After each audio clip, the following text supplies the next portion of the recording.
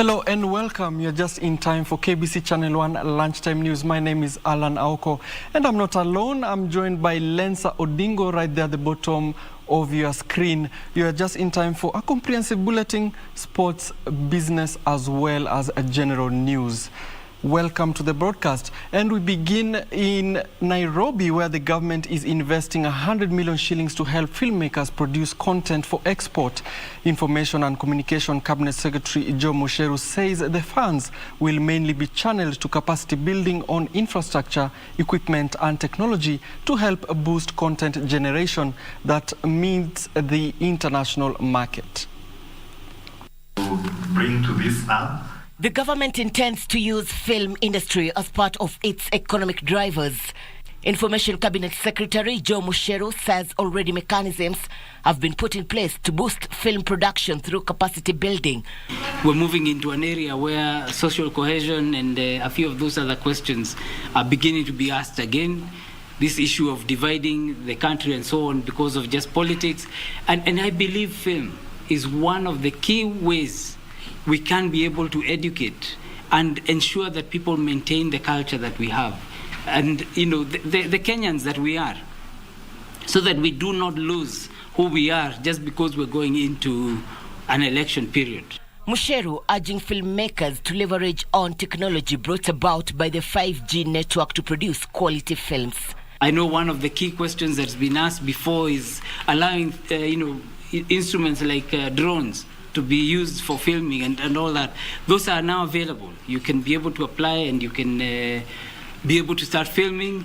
While gracing the signing of a memorandum of understanding between the Kenya Film Commission and MultiChoice Kenya, Musheru said the Ministry of ICT intends to grow the industry by partnering with stakeholders. The Kenya Film Commission says it has already identified a number of platforms to market the industry.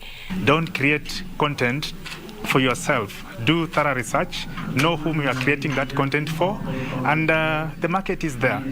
Of course, through the commission and from the support given by the ministry, we are every day putting out measures that will be able to support the content creators.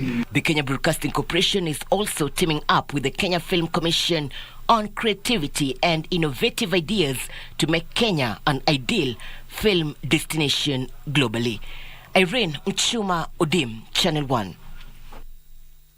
Meanwhile, the residents of Kitui and MAU-NAROK counties are excited about the future economic prospects of the region due to what they term as beneficial progress in the ongoing construction of KITUI-KIBWEZI road. Recarpeting of the road began in 2016 at a cost of 18 billion shillings, and so far the residents of the two counties are enjoying ease of transport and improved trade even as they look forward to completion of the project in December this year. The KITUI-KIBWEZI road connects the counties of Kitui and MAU-NAROK and stretches all the way to the northern corridor. Residents are already reaping fruits of the project even before its completion. Benedict Musenge, a driver who plies the Kitui-Mutomo routes, narrates how commuting between the two towns has been made easy thanks to the tarmacking. Hii barabara tumeitumia wakati wa mchanga. Ilikuwa ukitoka hapa asubuhi ukienda Kitui unachukua kama karibu masaa 5. Unapika trip moja kwenda na kurudi unalala. Lakini saa hii ukitoka hapa ukienda Kitui unachukua kama 45 minutes. Karanja Kaburia, a businessman from Nanyuki and who sells cabbages at Mutomo, says that initially he and fellow small-scale traders avoided the road due to its poor state. Nowadays naona ukiwa kuzuri juu barabara imetengenezwa, magari ikunywi mafuta, beleni kulikuwa kubaya. Barabara ilikuwa bovu, mashimo, magari inakata machuma, hata mtu akipewa kazi ya huku anakataa. For Mary Mulatia, another resident of Mutomo, life especially during the rainy seasons is now bearable.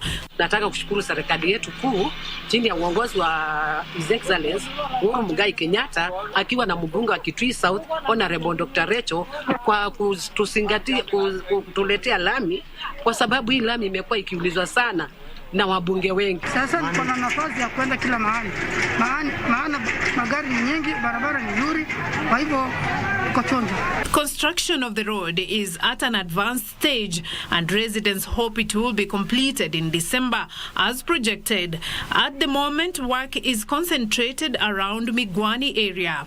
Also notable is the emergence of townships along its routes, which residents say have opened up the two counties to investors both local and from other regions.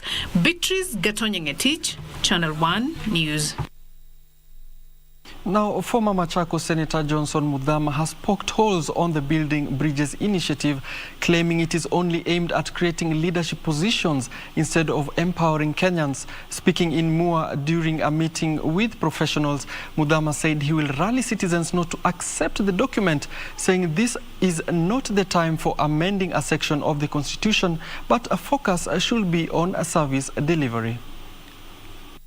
Even as the country awaits the recommendation of the Building Bridges initiative, former Machakos Senator Johnston Muthama says the document is only aimed at creating leadership positions.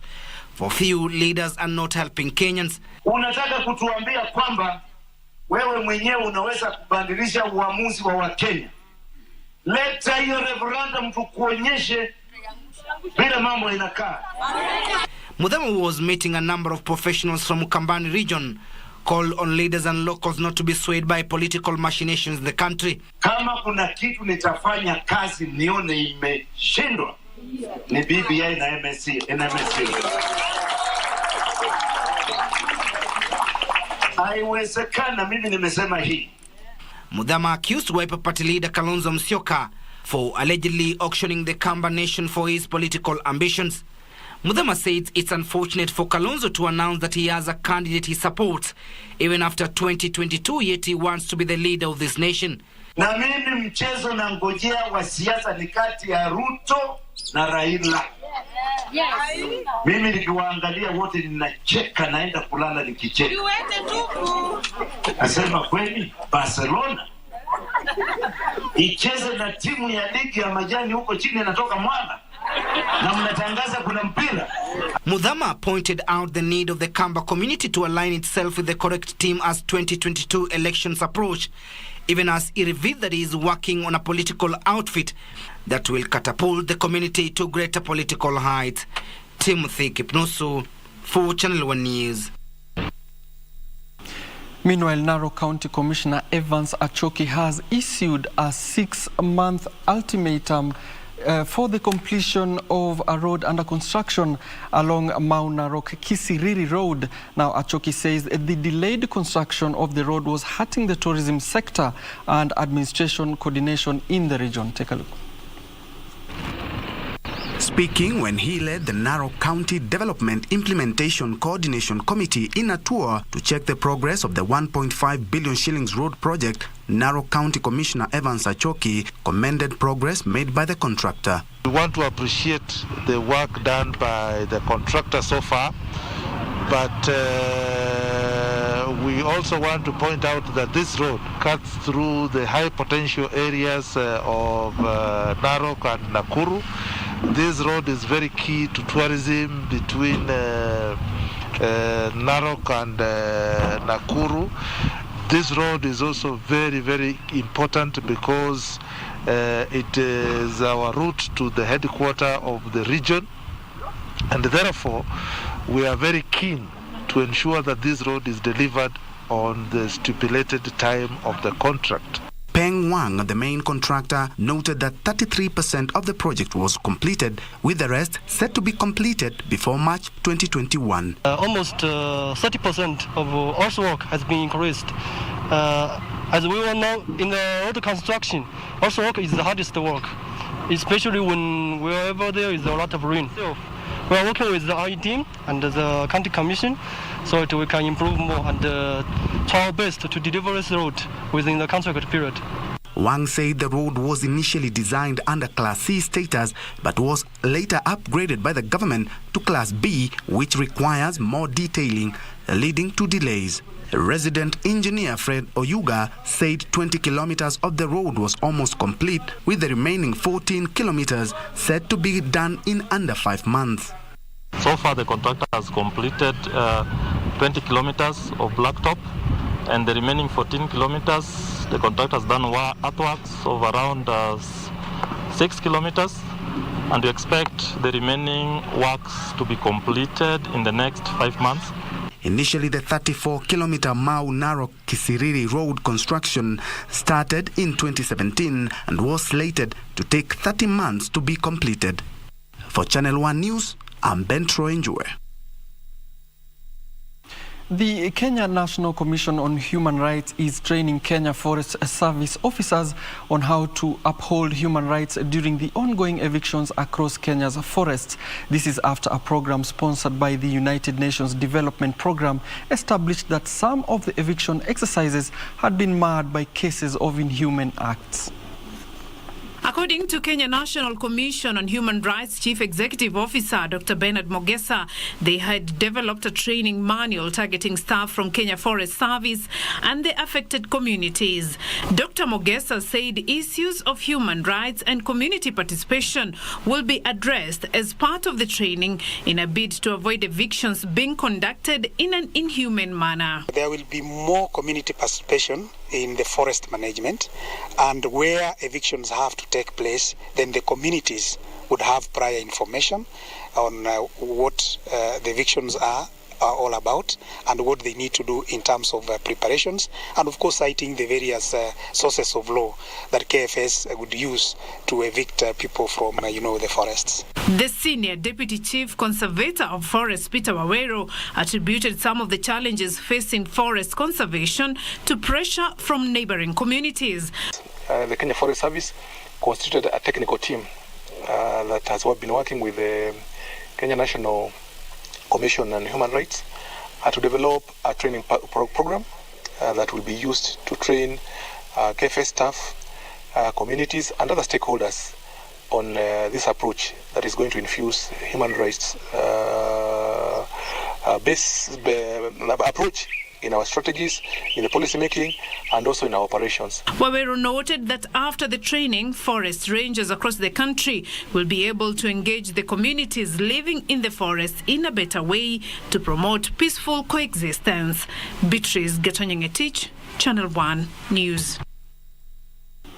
Meanwhile, Kenya University Staff Union has condemned the laying off of over 300 Kisii University workers, claiming it is illegal and arbitrary, vowing to press for revoking of the decision.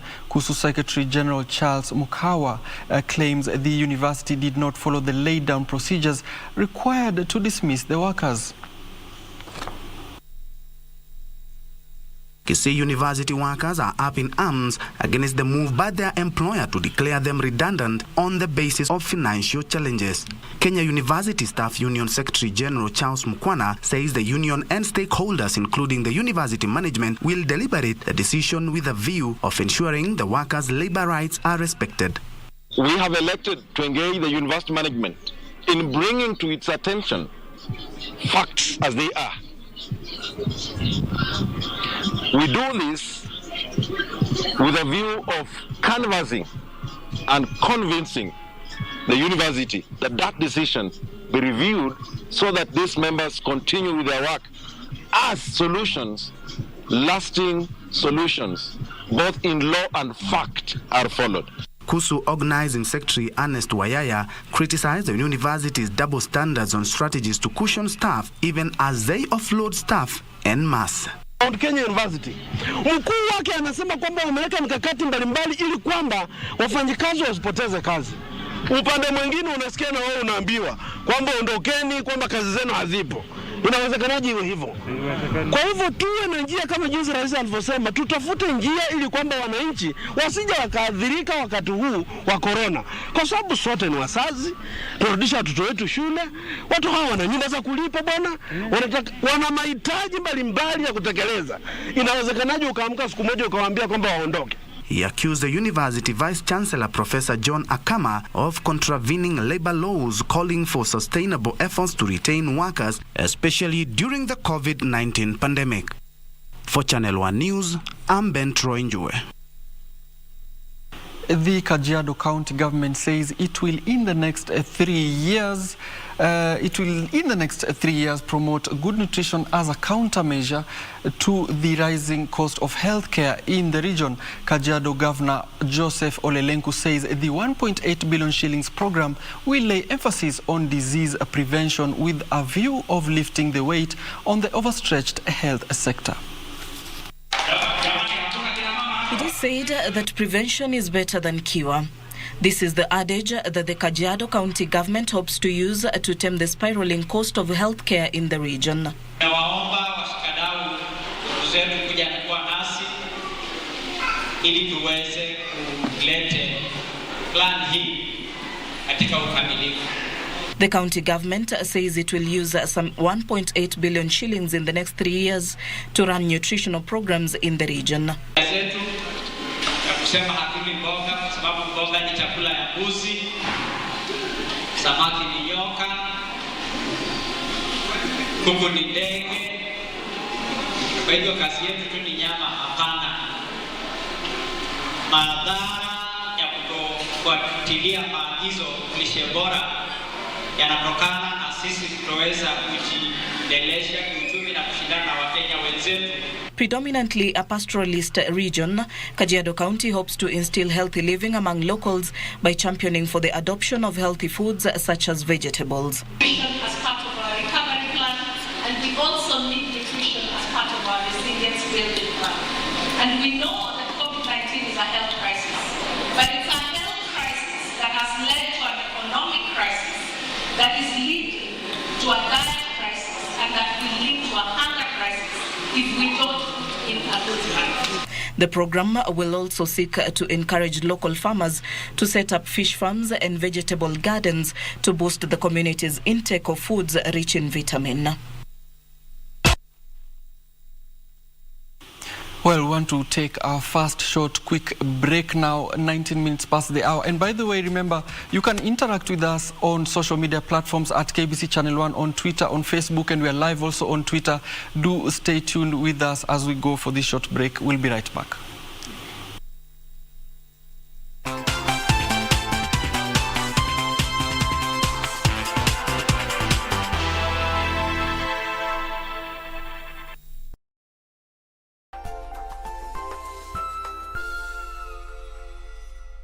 After a long break of over 6 months due to COVID-19 pandemic, which brought sporting activities to a standstill globally, soccer actions resume in Africa mid this month.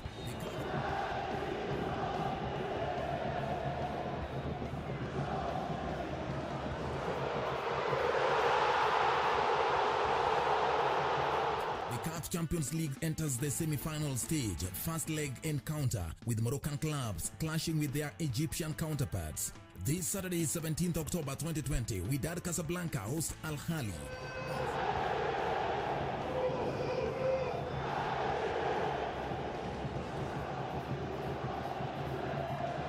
Catch all the action live and exclusive on KBC Channel 1, your true sports partner.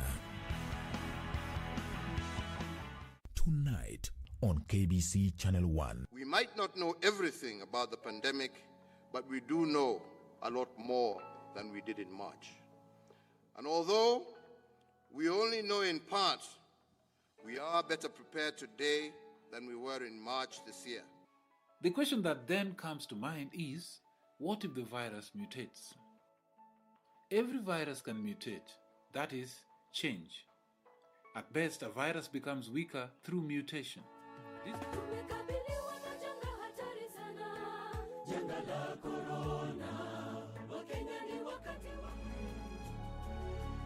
Tonight on KBC Channel 1. None of us would have anticipated the spread of what started in Wuhan City. And we would never have anticipated that the virus would spread across the world and indeed was going to impact all of us. Just like other countries in the world, Kenya has been experiencing massive destruction of the economy in terms of GDP decline and job losses. First, we identified what were the immediate needs as developed by the ministries and the institutions that were at the forefront.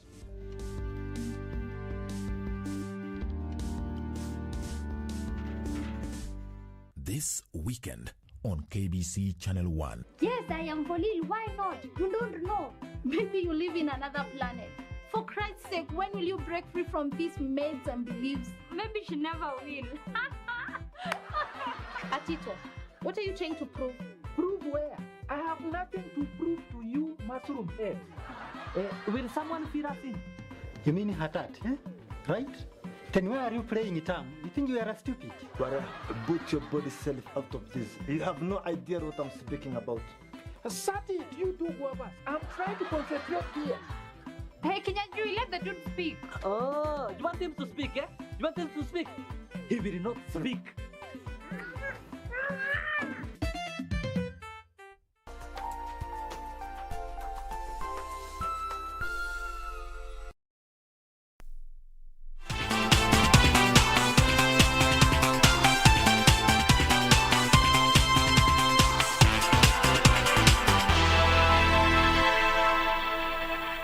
Indeed, if you're just joining us, this is KBC Channel 1 Lunchtime News. My name is Allan Aoko, and at the bottom of your screen will appear Lensa Odingo, who has also been with us from the beginning of the broadcast. We now go to Kiambu, where Kiambu residents are seeking legal counsel. But before Kiambu, we want to cross over to Kisumu, where our reporter on the ground, Simon Achola, is taking stock of how the schools have been resuming in Kisumu County. Just to give us an update, Achola, if you can hear me, what is happening right now on the ground? What progress has there been since schools reopened?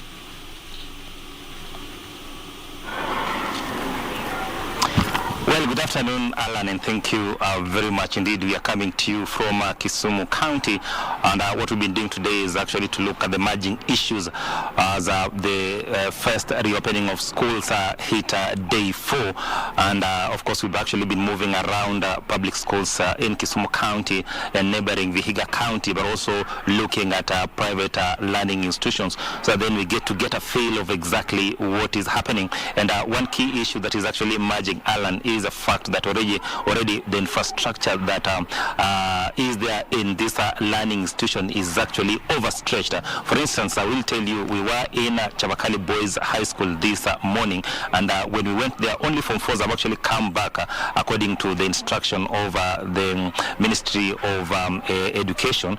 And what we were actually told today is that because of social distancing rule, the Form 4s alone, who are about 404 in that institution, have actually occupied 14 classes out of the available 30 classes. So that basically means that half of the institution has actually been occupied by Form 4 only. Now, the principal of that institution actually told us that if today the government was actually to instruct the Form 3s and other classes to actually go back to school, then he says only Form 3 will actually occupy the remaining 16 classes, and then essentially that means that the remaining students will not have a place to sit. The other thing that has actually been highlighted by the principal was the fact that because initially the Form 4 just occupied 7 classes and he had to move those, he had to actually double the number of classes to 14, then it means also that the number of teachers that have actually been assigned to take care of Form 4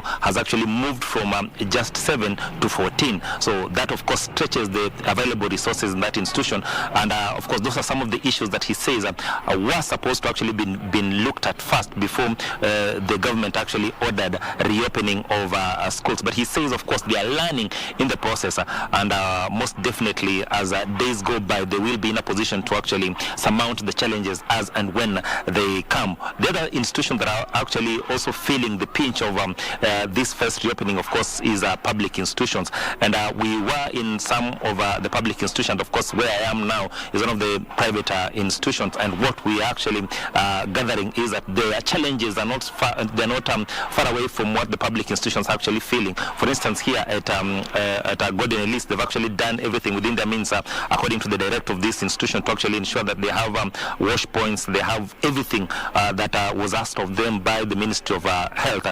But they say that there are still teething problems that actually needs to be addressed, and of course they are actually still waiting for the resources that the government actually promised to give to private institutions, so that then they can actually cushion the vagaries of the COVID-19 pandemic. But of course, to put us into perspective of exactly what is happening in private institutions across the country is, of course, the Secretary General of Private Schools Association in Kenya, Engineer Charles Ochome, who is here with us. Welcome. 4 days after the reopening of the first reopening of schools, so many teething problems actually coming up. How are we coping with these problems? Thank you, Mr. Chola. Indeed, there have been teething problems from the time we came. As expected, we have seen parents who are constrained with finances. We have teachers in private schools who have not been paid for a very long time, and expect that when they resume, they need to be paid. And we have directors who are also constrained financially. So these are the issues. Then we come to the students, the pupils that are in our schools. Of course, the parents do not expect anything less than what the ministry wants, and we are struggling with that. So all these are problems, but... Just before we continue, the fact that, of course, private institutions, a parent expects the best, because one of the key reasons they actually decided that my child is going to a private institution, they wanted better than what is actually being offered in public institution. So then when you look at the available facilities, that is a major dent on a major financial dent to most of the directors across the country. Yeah, that's true, but you see, private schools are not one entity like the public schools. This, I would call this a loose alliance of different directors. So obviously it depends from one director to the other. Some would obviously do very well, some would be very much below, some would be average. So in a nutshell, there are problems for private schools. But from one school to the other, there will be differences because management is also different. But I want to say that there are those problems and challenges, and the expectations of the parents in private schools is that their children need the best. So we are also tight on that.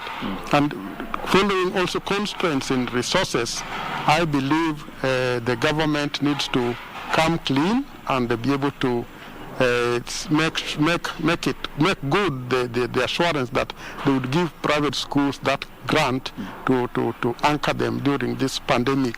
When it comes to stretched facilities, I wouldn't want to be alarmist. I would like to say that we must be innovative this time round. Otherwise, children will never go back to school, because nobody has said when this pandemic is ending.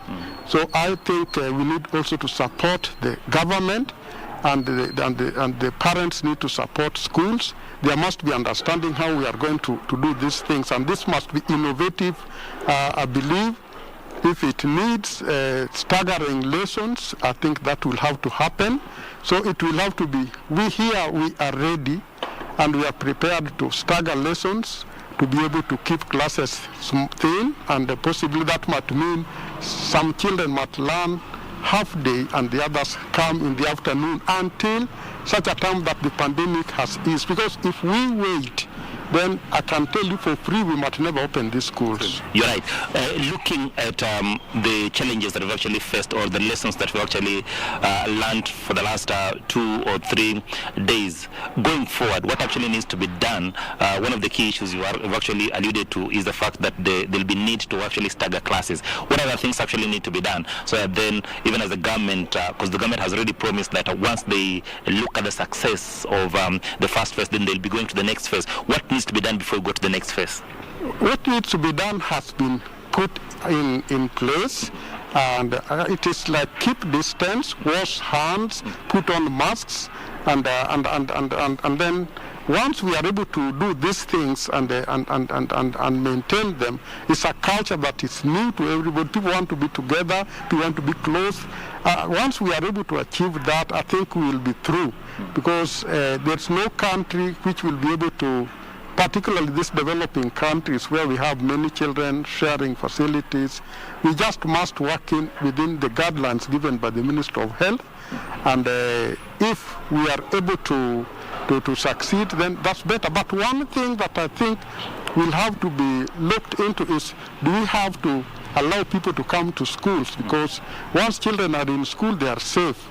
And if we say we must limit the number of people coming to schools because they can come and also come with other problems. Yeah, you're right. Probably just in conclusion, the students have actually been at home for quite some time, and then the question that many people will be asking is that given that most of them actually be doing exams as the government, according to the government's directive, early next year, when you look at them, the body language, the wholesome package, do you think early next year they'll actually be ready for this task?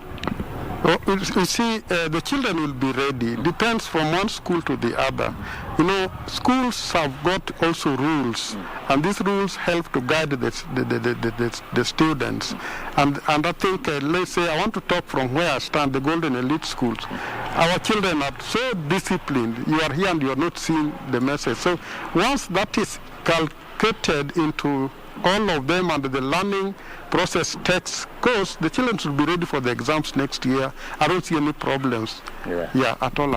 Thank you very much, Bana Secretary General. Of course, this is an issue we'll be keeping a keen eye on as we move forward. That is the Secretary General of the Private Schools Association of Kenya, but also the Director of Golden Elite Schools here in Kisumu County, expounding on the challenges they've actually been facing since the reopening of schools from Monday up until today, but of course also pointing out what needs to be done going forward. I will just put it to you, Alan, that according to what we know, the recommended teacher ratio in this country is actually 40 to 1. That is for primary schools, and of course 41 to 1 for secondary schools. And we have a deficit of about 39,913 teachers, that is in primary school, and 47,576 teachers in public secondary schools. Of course, looking at it wholesomely, those are deficits that are actually going to have a bigger impact going forward, especially at this point in time when we are trying to actually put in place measures to combat the spread of COVID-19, especially after the reopening of school. Back to you, Alan. Thank you very much, Achola Simon in Kisumu County there, who is with the Secretary General of Private Schools, Charles Ochome, who has also just given us an idea of how the private and public schools are faring on after the reopening of schools. Of course, many of them are saying that they are overstretched since the reopening, adding that they would also need more funds and, of course, more personnel. Well, moving on now, the National Rainbow Coalition Kenya party leader Martha Karua claims the government is contravening the constitution in some of its administrative measures. Karua claimed state machinery was being used to infringe on the rights of Kenyans by attempting to gag dissenting opinions. The NAK Kenya party leader claims the recent recommendation on public gatherings by the National Security Advisory Council is a political strategy to suppress legitimate political activities of those perceived to be against the Building Bridges initiative. The former legislator urged constitutional commissions and other state agencies that they are answerable to the constitution and not an individual.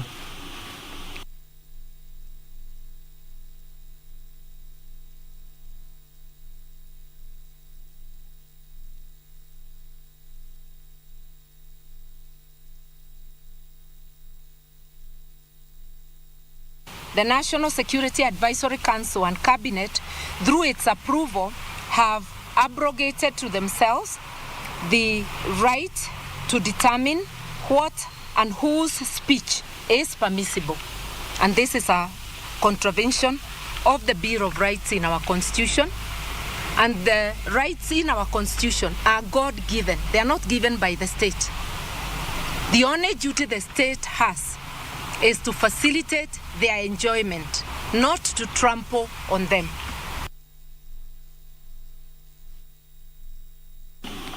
Meanwhile, Kiambu residents seeking legal counsel have been urged to take advantage of the free services being offered during the Legal Awareness Week organized by the Law Society of Kenya. Speaking during the official launch of the Legal Awareness Week, Kiambu Chapter, Kiambu Chief Magistrate Patricia Gishogi emphasized the need to sensitize the public seeking justice on the court process.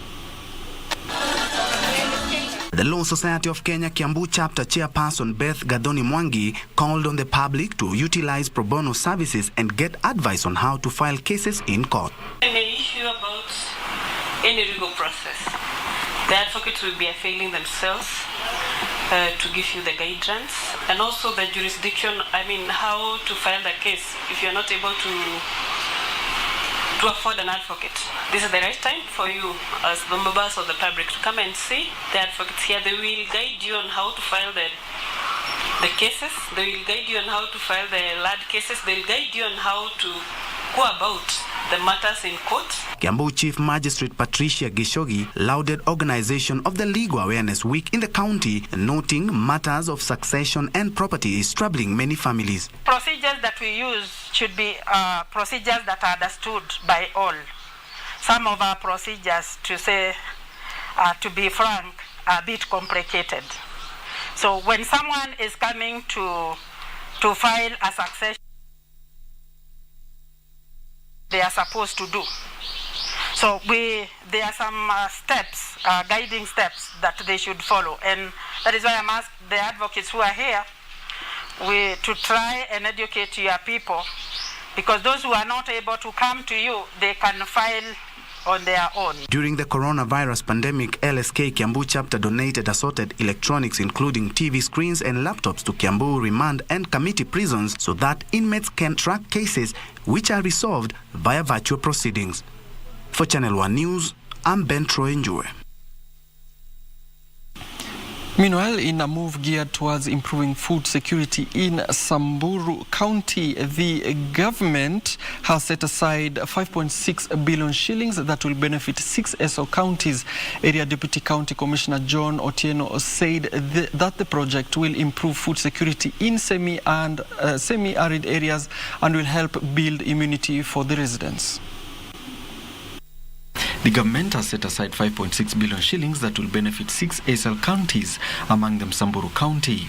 The Area Deputy County Commissioner John Otieno said that the project will improve food security in semi-arid areas and will help build improved nutrition for the local communities. Otieno said the aim of this program is to improve food security in arid areas, especially those who were affected by COVID-19 pandemic. Today, we are flagging off farm inputs and seedlings that are going to targeted beneficiaries. A number of groups have been identified that are going to benefit from these farm inputs and seedlings. The aim is to improve the livelihood of these vulnerable persons within the society, and also to boost the immunity or the immune system of our people who were affected by the COVID-19. Area Sub-County Agricultural Officer Kinyoi David said that this will be distributed to residents who do irrigation projects. Our area, issues of rainfall, it's not predictable all the time, but we want sustainability of this project. So we are targeting beneficiaries within the water sources where we are sure of survival. In addition to these boreholes, we have, as a county, we have established 2 irrigation schemes. One of them is Arasim, and the other one is Lulu. He further says 4 livestock yards and 3 hay stores have been constructed and more than 10 boreholes will be drilled soon to ease availability of water. The Ethics and Anti-Corruption Commission, detectives and National Land Commission have moved to Trans Nzoia to investigate how a school land was transferred to private individuals. Officials from the 2 agencies are said to be trailing a number of brokers who have made lives of many a living hell in the area and are keen to try and find out how the land belonging to the school was hived off. The institution, which was established by colonialists, occupied about 55 hectares of land in 1973. About 2 hectares were surrendered in the 1970s to improve the turnoff to the KITUI-KIBWEZI road. That time, the school had 55 hectares. Today, we are made to understand the school only has 41 hectares. So where did the other 14 hectares go? The school has since remained with 44 hectares, with the rest occupied by tycoons who use their positions to grab the school land and set up businesses on the land. Among those accused of occupying the school land is a local tycoon who used his position as the chairman of Parents Teachers Association in 1983 to reserve it as private land. The detectives, accompanied by NLC officers, have already visited the school for preliminary investigations and statements taken from concerned people. ESCC have been here with us. They're doing also their investigation. They are investigating based on records. And I want to say so far the records they have found is going to help the school get its land back.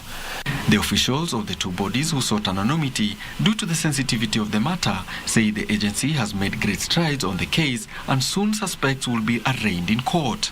By that particular 1971, when they used to work on it, repair it, there are minutes that talks about it. And therefore, I think what we are talking about is not anything that... Among those who furnished the investigating officers with a report on the matter is school head teacher M.A. Setine, who handed over a court case report on the matter. Kitale School Alumni Society urged the government to undertake speed investigations to ensure the school land is restored.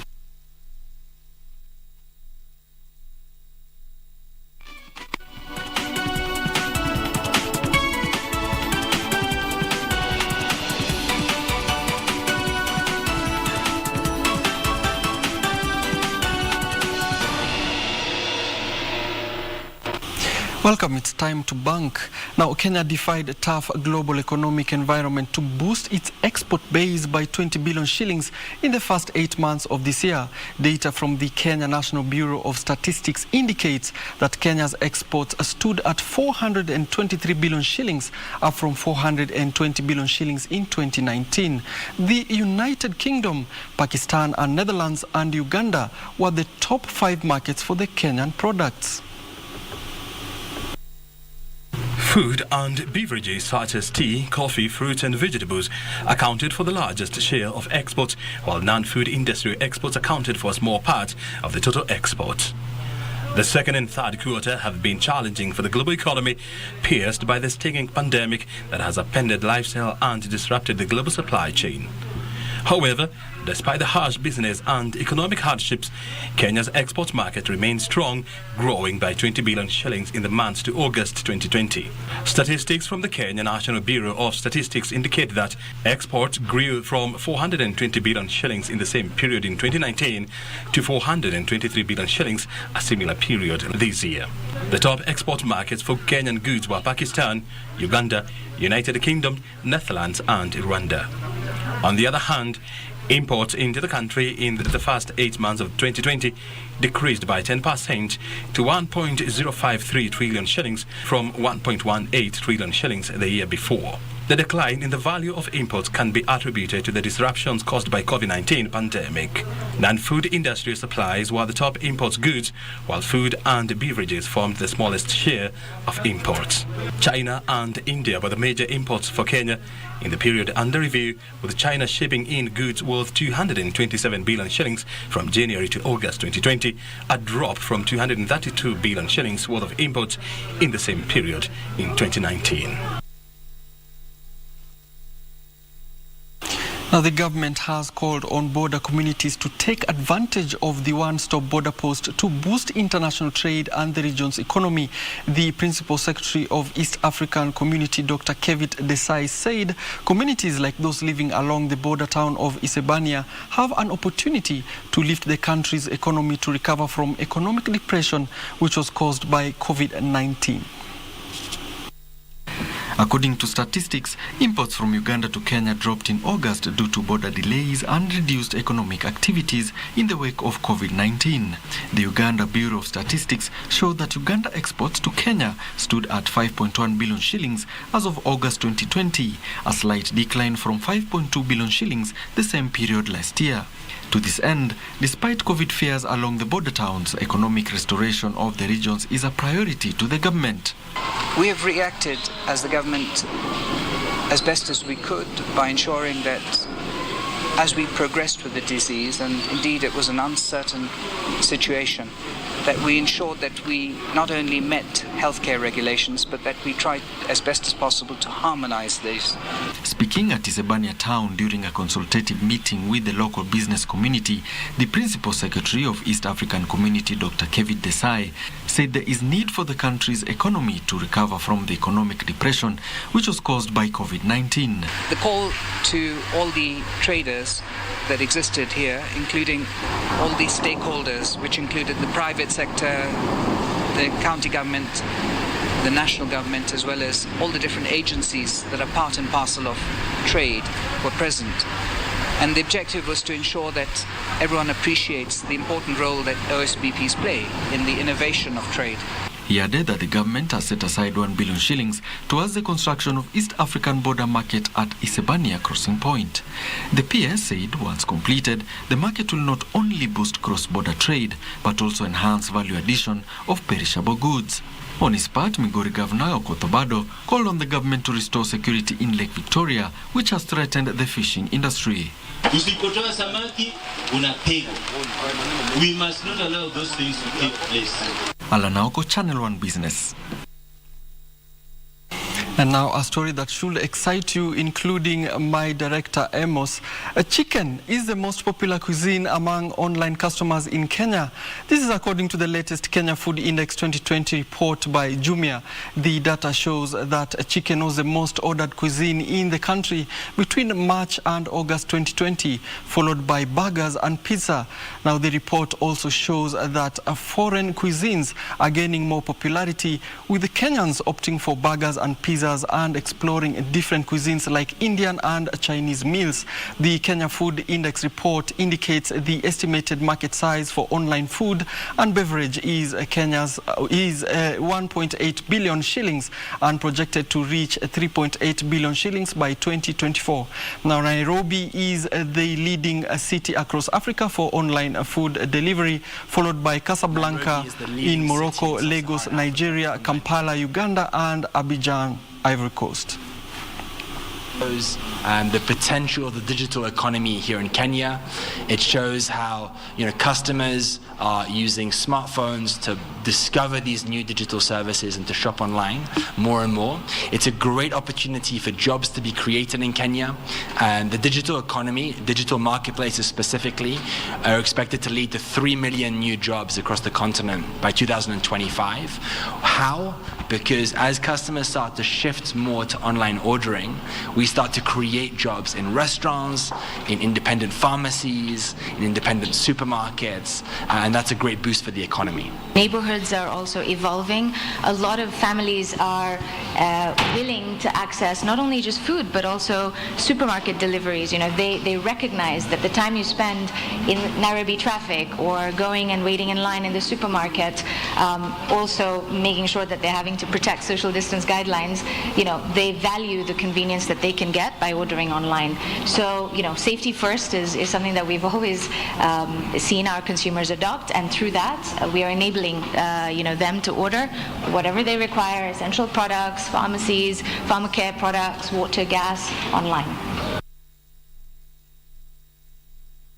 Do you agree with that report? Do let us know on our social media platforms.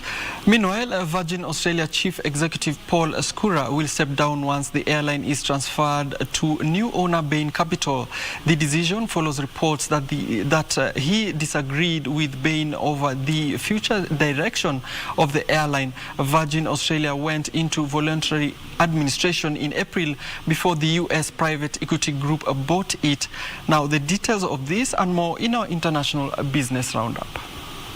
The airline struggled under travel bans imposed by the Australian government due to the COVID-19 pandemic. Bain agreed to buy the struggling airline in June, and the deal is expected to be complete by early November.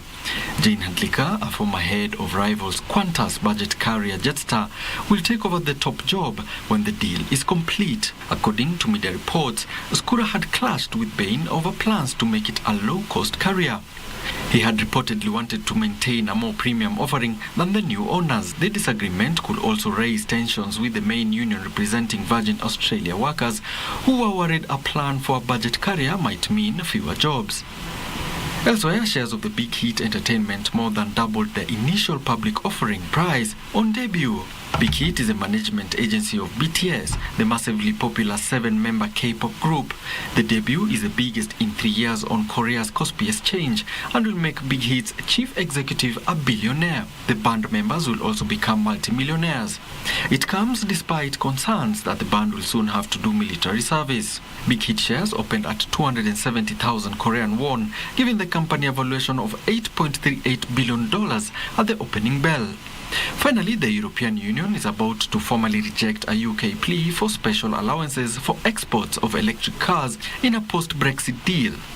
A draft edition of the deal says electric and hybrid cars will only get zero tariffs if a majority of the parts value is from the two areas.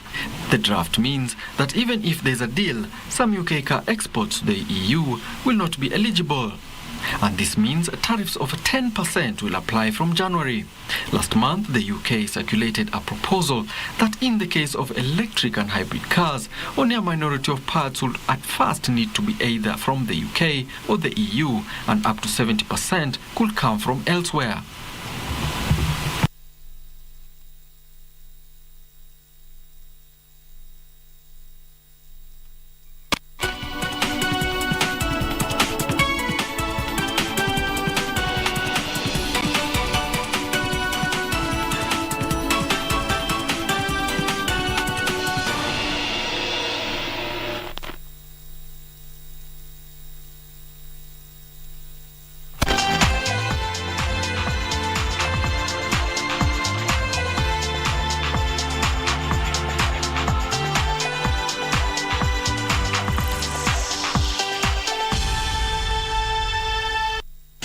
Time to keep fit now, and 2017 London Marathon champion Daniel Wanjiru has been slapped with a 4-year ban by the World Athletics Disciplinary Tribunal for a violation of the Athlete's Biological Passport (ABP), an anti-doping offense. This means he will be banned until December 2023, while his results since March 9th last year, which include 11th place in the 2019 London Marathon, have also been disqualified. Now, the 27-year-old who beat Kenenisa Bekele to the 2017 London Marathon title has a marathon personal best of 2 hours, 5 minutes and 21 seconds set when winning the Amsterdam Marathon in 2016. He becomes the 11th Kenyan to be handed a ban for doping offenses this year alone.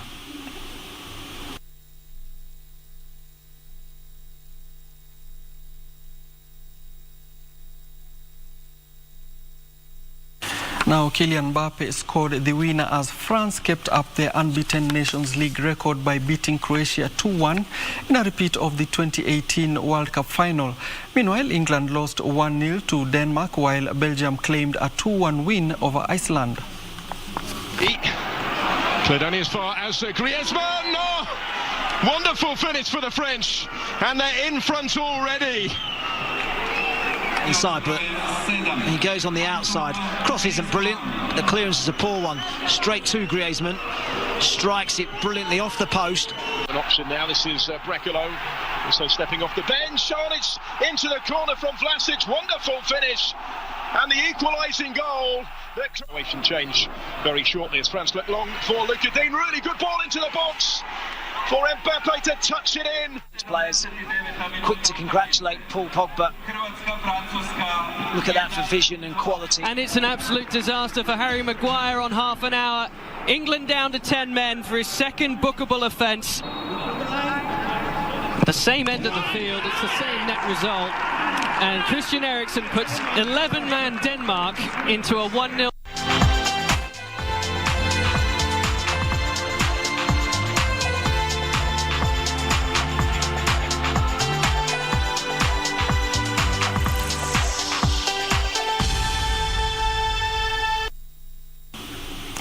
Well, that is where we cap it here on KBC Channel 1 Lunchtime News. On behalf of the entire team, including our sign language interpreter, Lensa Odingo, and me, Allan Aoko, we do thank you for watching.